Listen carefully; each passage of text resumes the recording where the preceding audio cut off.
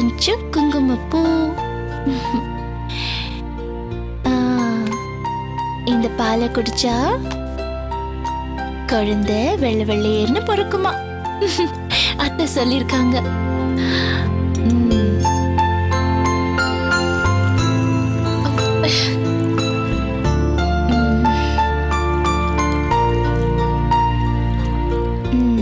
பால் ready.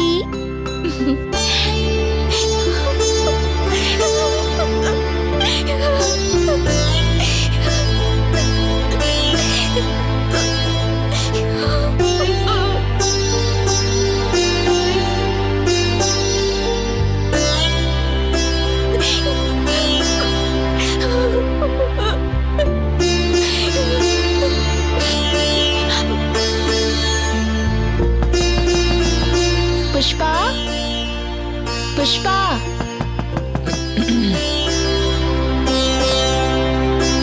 Pushpa,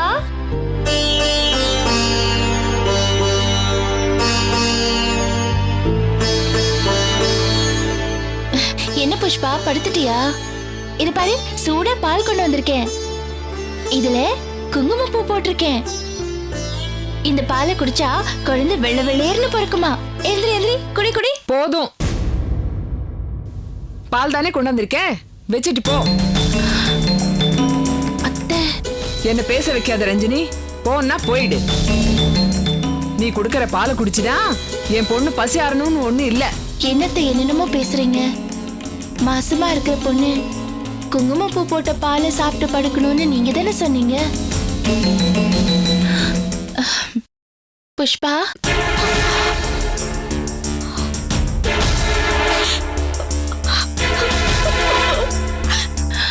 Pushpa, என்னாச்சு? ஏன் இப்படி அழுதுட்டு இருக்க? உடம்புக்கு ஏதாவது முடியலையா? அப்படியே மனசுக்குள்ள அன்னை தெரசான்னு நினைப்பு கேக்குறா பாரு வக்கனையா. உன்ன மாதிரி ஒருத்தி அன்னையா வந்து வாச்சதுக்கு என் பொண்ணுக்கு கண்ணீர் ஒண்ணுதான் மிச்சம். ஐயோ, நான் இப்ப என்ன பண்ணேன்? எனக்கு ஒண்ணுமே புரியலையே. புஷ்பா, என்னாச்சு? ஏன் அழுதுட்டு இருக்க? சொல்லு புஷ்பா, நான் கேக்குறேன்ல. கேக்குற இல்ல, சொல்லேண்டி. அந்த கன்றாவியை என் காதால இன்னொரு தடவை கேட்டு தொலைக்கிறேன். ஐயோ அத்தை, என்ன நடந்ததுன்னு நீங்களாவது சொல்லுங்க அத்தை. என் உடம்பெல்லாம் பதறுது. என்ன சொல்லு புஷ்பா, என்ன நடந்தது? ஏன் அழுதுட்டு இருக்க? நெஞ்சி பதறிட்டு நான் கிடக்குறேன்டி, உடம்பு பதறுதா உனக்கு?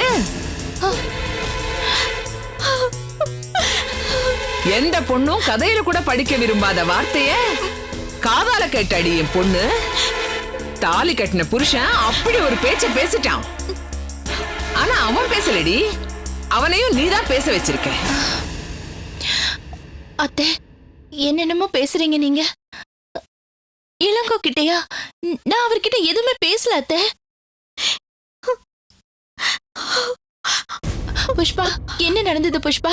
தயவு செஞ்சு என்கிட்ட சொல்லு, என்ன நடந்தது? வளகாப்புல நாங்க எல்லாம் சேர்ந்து உன்னை அவமானப்படுத்திட்டோமா? மாப்பிளைக்கு உச்சந்தலையில கோவம் ஏறி உட்கார்ந்துச்சு. உன்னை மலடின்னு சுட்டி காட்டினது அவருக்கு பொறுக்கலையா?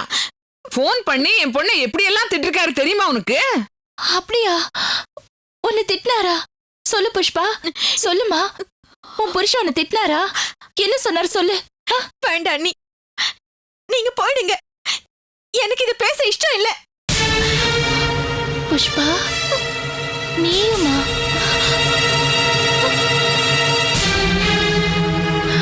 நான் சத்தியமா அவர்கிட்ட எதுவுமே பேசல புஷ்பா.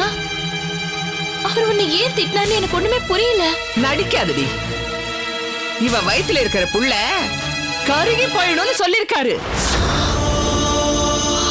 உலகத்துல எந்த புருஷனும் இப்படி ஒரு வார்த்தையை சொல்ல மாட்டாண்டி. இருந்திருந்து முதல் குழந்தை பிறக்க போற நேரத்துல கட்டின பொண்டாட்டி கிட்ட இப்படி ஒரு வார்த்தை பேச அவருக்கு எப்படிதான் மனசு வந்ததோ. அதனாலதான் சொல்றேன், அவர் பேசல, நீ பேச வச்சிருக்க. சத்தியமா நான் அவர்கிட்ட எதுவுமே பேசல. நிறுத்து. கட்டின பொண்டாட்டி பெருசு இல்ல, நீதான் முக்கியம்னு மாப்பிள்ள சொன்னாருன்னா அதுக்கு என்ன அர்த்தம்? எப்படி இப்படி ஒரு வார்த்தை அவர் வாயிலிருந்து வரும்? உன் கழுத்துல தாலி கட்டின பாவத்துக்கு என் புள்ள முரளி நீ ஆட்டி வைக்கிற மாதிரி ஆடுறான். இன்னொரு புள்ள சூர்யா, அவனையும் உன் பக்கம் இழுத்துக்கிட்ட. இப்போ என் மாப்பிளையும் உன் பக்கமா? அத்தை,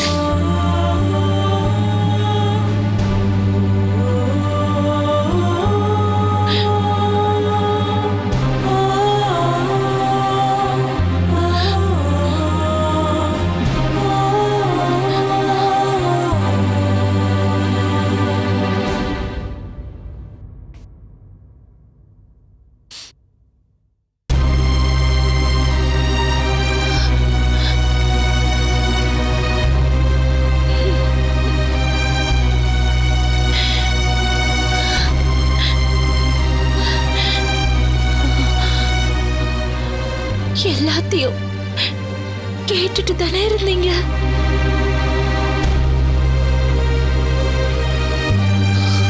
கேட்ட அப்புறம் கூட இங்கே உட்கார்ந்திருக்க முடிஞ்சது தானே உங்களால? ரஞ்சினி,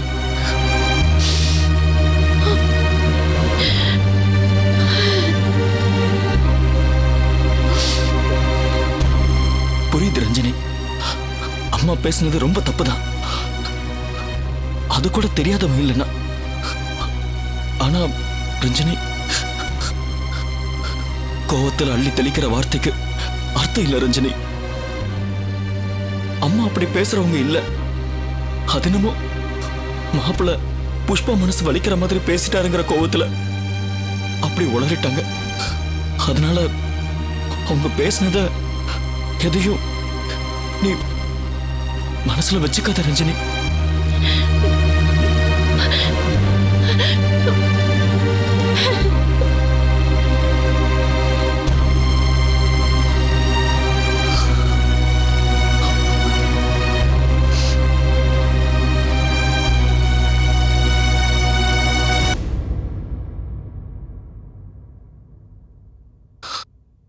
ரஞ்சினி, எனக்கு என்ன சொல்றதுன்னே தெரியல. எப்படி யோசிச்சு பார்த்தாலும் உன் மனசு படுற பாடு எனக்கு புரியுதுங்கிறத உனக்கு எடுத்துக்காட்ட எனக்கு வார்த்தையே வரல ரஞ்சினி. எனக்கு புரியுது அம்மா அப்படி பேசியிருக்க கூடாதுதான். ஆனா கர்ப்பமா இருக்கிற பொண்ணு மாப்பிள்ளை பேச்சுல கலங்கி போய் ஒண்ணு கிடக்க ஒண்ணு ஆயிடுச்சுன்னா என்ன பண்றதுங்கிற பதட்டத்துல என்ன பேசுறோன்னு தெரியாம பேசிட்டாங்க.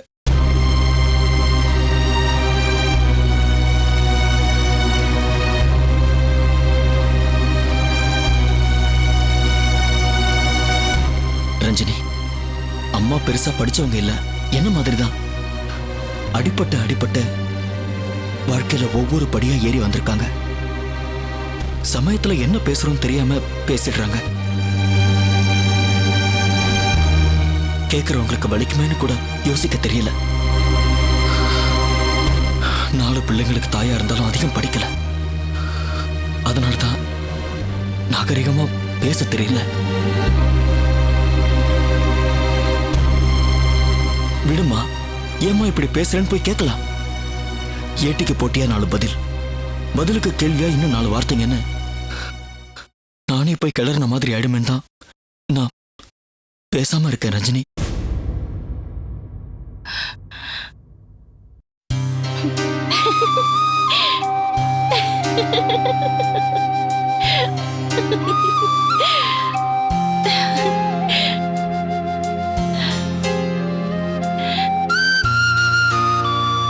நான் ஒண்ணு சொல்லட்டுமா? சொல்லு ரஞ்சினி.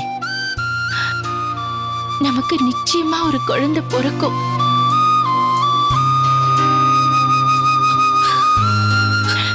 பொன் குழந்தை இல்ல, ஆம்பளை குழந்தை. அச்சு அசலா உங்க ஜாடையில அப்படியே உங்க குணத்தை உரிச்சு வச்ச மாதிரி.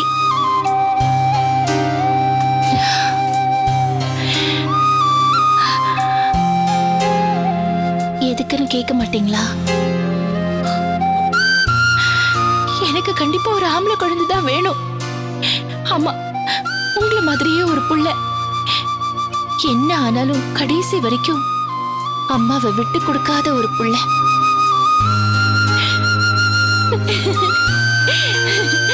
புள்ள ஒரு கொடுப்பனைங்க, புள்ள ஒரு கொடுப்பனை.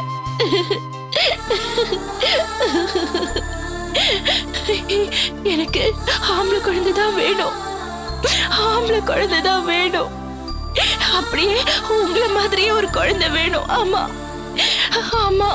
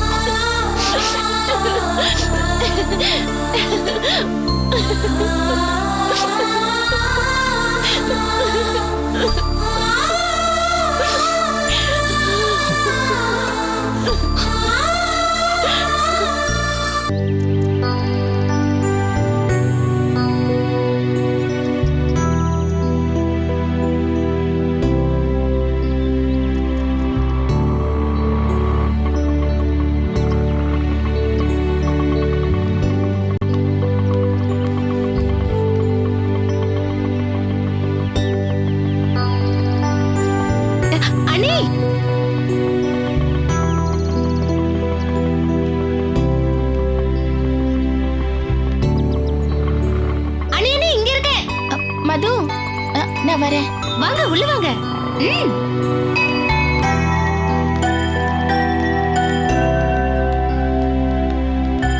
அண்ணி, என்னாச்சு? ஏன் நீங்க வர சொன்ன? என்ன அவசரப்படுறீங்க? உட்காருங்க. ஐயோ, சொல்லு மது. உட்காருங்க அண்ணி. மேடம், என்ன சாப்பிடுறீங்க மேடம்? ஒரு half an hour கழிச்சு வாங்க. சொல்லு மது. என்ன அண்ணி, 20ஆம் நூற்றாண்டு பாட்டிங்க தண்ணி வந்தா பதறுவாங்களே, அந்த மாதிரி பதறீங்க? நான் சும்மா தான் வர சொன்னேன். சும்மாவா? விளையாடுறியா? ஏ, உங்களோட ஒரு ஐஸ்கிரீம் இல்ல ஒரு காஃபி சாப்பிடணும்னு நினைக்கிறது தப்பா? நான் ஸ்கூல்ல பெர்மிஷன் போட்டுட்டு வந்திருக்கேன் மது. ஓகே ஓகே, நான் சொல்லிடுறேன். நான் உங்ககிட்ட கொஞ்சம் பேசணும். நீ வீட்ல பேச முடியாது. உங்க ஸ்கூலுக்கு நான் வர்றதோ ஏன் ஆபீஸ்க்கு நீங்க வர்றதோ வேலைக்காகிற விஷயமே கிடையாது. அதனாலதான் இந்த ரகசிய உச்சி மாநாட்டுக்கு இந்த லொகேஷனை செலக்ட் பண்ண. என்னடா சின்ன பொண்ணு ஏடா கூடமா ஏதோ பண்றாளன்னு உங்களுக்கு தோணலாம். எனக்கு இந்த விஷயத்த பேசலனா தலையே வெடிச்சிரும் போல இருக்கு அண்ணி. நீங்க தப்பா நினைச்சாலும் நான் இந்த விஷயத்த சொல்லிடுறேன் அண்ணி. என்னன்னு நீ இன்னும் சொல்லவே இல்ல மது. ஓகே, கேள்வியாவே நான் கேக்குறேன். அதுதான் எனக்கு ஈஸி. அண்ணி, உங்களுக்கு கல்யாணமாகி எத்தனை வருஷம் ஆகுது? இப்ப எதுக்கு திடீர்னு இந்த கேள்வி எல்லாம்? பதில் சொல்லுங்க அண்ணி. 6 வருஷம் முடிஞ்சிருக்கு. ஏன் அண்ணி, இந்த 6 வருஷத்துல நமக்கு ஒரு குழந்தை வேணும்னு உங்களுக்கு தோணுனதே இல்லையா? அதுக்கு ஸ்டெப் எடுக்கணும்னு நீங்களும் அண்ணனும் நினைச்சதே இல்லையா? என்ன மன்னிச்சிருங்க அண்ணி, இததான் நான் உங்ககிட்ட பேச நினைச்சேன். உங்களுக்கு ஒரு குழந்தை இல்லைங்கிறதுக்காக நம்ம வீட்ல நீங்க படுற பாட்டை பார்த்துட்டு என்னால சும்மா இருக்க முடியல நீ. தேடி தேடி சந்தர்ப்பத்தை உருவாக்கிட்டு அம்மா உங்களுக்கு எத்தனை தடவை அவமானப்படுத்திட்டு இருக்காங்க. மறுத்து போச்சா அண்ணி உங்களுக்கு? நீங்களும் மனுஷி தானே. பதிலுக்கு நறுக்குன்னு ஒரு கேள்வி கேட்க உங்களை எது தடுக்குது?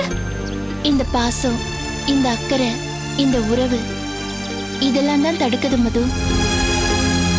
இத்தனை பேருக்கு இந்த உலகத்துல இப்படி ஒரு உறவு அமையும்னு நினைக்கிறேன்.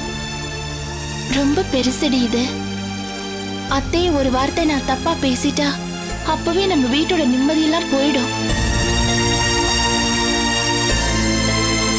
அது மட்டும் இல்லாம அவங்க வயசுல பெரியவங்க. உங்களை எல்லாம் வளர்க்க அவங்க எவ்வளவு பாடுபட்டிருப்பாங்க. அது கொஞ்சம் யோசிக்கணும் மது. இருங்க இருங்க இருங்க, எனக்கு கொஞ்சம் பேச விடுங்க. உங்களுக்கு கல்யாணமாகி 6 வருஷமாச்சு. நீங்க நம்ம வீட்டுக்கு வந்ததுல இருந்து நானும் சூர்யாவும் வீட்லயே இல்ல. 2 பேரும் ஆளுக்கு ஒரு பக்கமா ஹாஸ்டல்ல தங்கிதான் படிச்சிட்டு இருந்தோம். இந்த 1.5 வருஷமா தான் வேலை கிடைச்சு வீட்டோட தங்கியிருக்கோம். நடுவுல 4.5 வருஷத்துல குழந்தை பெத்துக்கிற சம்பந்தமா என்ன ஸ்டெப் எடுத்தீங்க? அண்ணனும் நீங்களும் சும்மா ஒரு ஜெனரல் செக்கப்க்கு கூட போனது இல்லையா? எனக்கு நிச்சயமா பதில் வேணும் அண்ணி. நீங்க படிச்சவங்க, எத்தனையோ பசங்களுக்கு பாடம் சொல்லி கொடுக்கிற ஒரு டீச்சர். கல்யாணமாகி 1 வருஷம் 2 வருஷத்துல குழந்தை பிறக்கலனா ஏன் நீங்க டாக்டர் பார்க்கல? அது கண்டிப்பா நீங்க சொல்லிதான் ஆகணும் அண்ணி. நீங்க சொல்லாம நான் விடவே மாட்டேன். ப்ளீஸ் அண்ணி சொல்லுங்க அண்ணி, ப்ளீஸ். சரி சொல்றேன். கல்யாணம் ஆன அடுத்த வருஷமே குழந்தை வேணும்னு எதிர்பார்க்கறது எல்லாரோட ஆசை. சொல்லுங்க அண்ணி, அதுக்கு என்ன பண்ணீங்க? ஹாஸ்பிட்டல் போனீங்களா? அண்ணா கூட்டிட்டு போனாரா? இப்ப நீ கேக்குறதுனால இதை சொல்றேன் மது. தயவு செஞ்சு இது மனசோட பதிச்சு வச்சுக்கோ. கல்யாணம் ஆகி 1 வருஷம் முடிஞ்சதும் எங்களுக்கு ஒரு அழகான குழந்தை வேணும்னு நினைச்சோம். அதுக்கான எல்லா முயற்சியும் பண்ணோம்.